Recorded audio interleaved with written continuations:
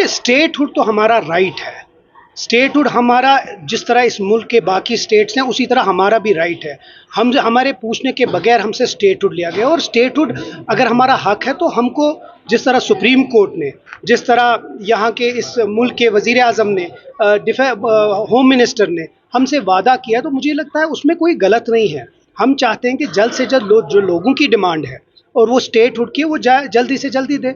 देखिए, सबसे इम्पोर्टेंट चीज़ है, बहुत सारे मसाइल हैं, बहुत सारे प्रॉब्लम्स हैं जो रुके हुए हैं स्टेटहुड की वजह से। हम चाहते हैं कि जल्दी स्टेटहुड आ जाए ताकि यहाँ के जो मसाइल है वो ठीक हो जाए। जहाँ तक उमर साहब की बात है, उन्होंने क्लियर कर दिया, स्टेटहुड हमें बहुत इंपॉर्टेंट है और शायद सबसे इम्पॉर्टेंट है, लेकिन उसकी जगह हम अपना जो कॉल है, जो हमारा एजेंडा है, उसको हम छोड़ेंगे नहीं, ना हम उसके ऊपर कोई कॉम्प्रोमाइज़ करेंगे। देखिए, अगर ऐसी बात होती है, और हमें जानते हैं 2014 में बीजेपी के साथ जाके क्या हुआ इस रियासत को, तो हमने पहले ही दिन कहा है कि हम बीजेपी के एजेंडा के खिलाफ है और वो हमेशा रहेंगे। जहाँ तक बीजेपी का सवाल है, आज 1 साल होने को है, वो भी उनके भी एमएलएज़ हैं उधर, उनसे पूछिए क्या स्टेटहुड के बगैर वो अलग से हमारे पास आते हैं कि उनके काम नहीं हो रहे, अफसर मान नहीं रहे हैं, तो वो उनसे वो जवाब और सवाल कीजिए।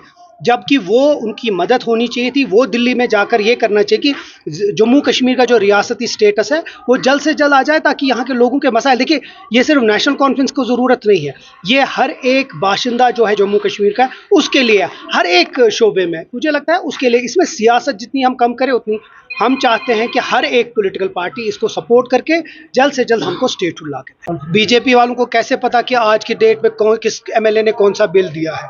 तो जब बिल वहाँ आ जाएगी, देखिए 90 एमएलएज़ है अब, क्योंकि 88 है, उन लोगों को पूछा गया है कि वो अपने बिल्स दे, रेजोल्यूशंस दे, सवाल जवाब दे, और सवाल जवाब जो है वो लोगों के हैं। मैं अपने इलाके का एमएलए हूँ, मैं अपने इलाके के जो मसाइल है, वो लोगों के जो मसाइल है वो आगे करूँगा, वो मेरा फ़र्ज़ है, उसी के लिए मुझे इलेक्ट किया है, हर एक एमएलए को उसी के लिए किया है। अब मैं अपनी तरफ से कोई बिल पेश करूँ, रेजोल्यूशन, ये मेरा जमहूरी हक है, उसमें कोई रोक नहीं सकता। बीजेपी वाले, उनका अपना भी हक है, वो अपने रेजोल्यूशन, अपने बिल्स पास करें, अच्छी बात है। देखिए, ऐसे जब भी इस डेमोक्रेसी में जब भी हाउस लगता है तो एक अच्छा मौका होता है लोगों के जो मसाइल हैं उनको उजागर करने के लिए।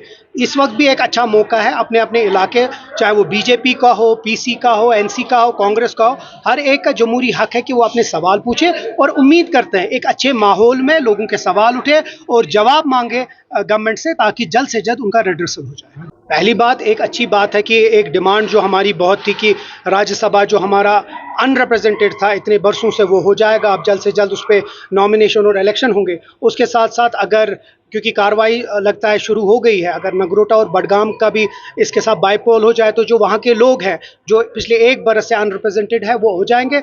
उम्मीद करते हैं कि हर एक प्लेटफॉर्म पे लोगों के चुनिंदा नुमाइंदे आ जाए और उनकी बातें करें। राज्यसभा इलेक्शन होगा, लीडरशिप डिसाइड करेगी कौन कौन कैंडिडेट्स होंगे, उसके बाद आगे आएंगे। उमर साहब ने खुद पर्सनली कहा है कि बहुत कुछ करने को है। जिस तरह पिछली बार भी उमर साहब ने कहा, वो सेंटर के साथ ये बात उठा रहे हैं कि किसी तरीके से जब पैकेज फ्लड्स का आ जाए, किसी तरीके से जो यहाँ के टूरिज्म स्टेक होल्डर्स हैं उनके ऊपर भी पैकेज हो। देखिए, पैकेज तो ठीक है, लेकिन हम उम्मीद करते हैं कि जम्मू कश्मीर रियासत की जो अब यूटी है उसके जो हालात है वो ठीक बेहतर हो जाए।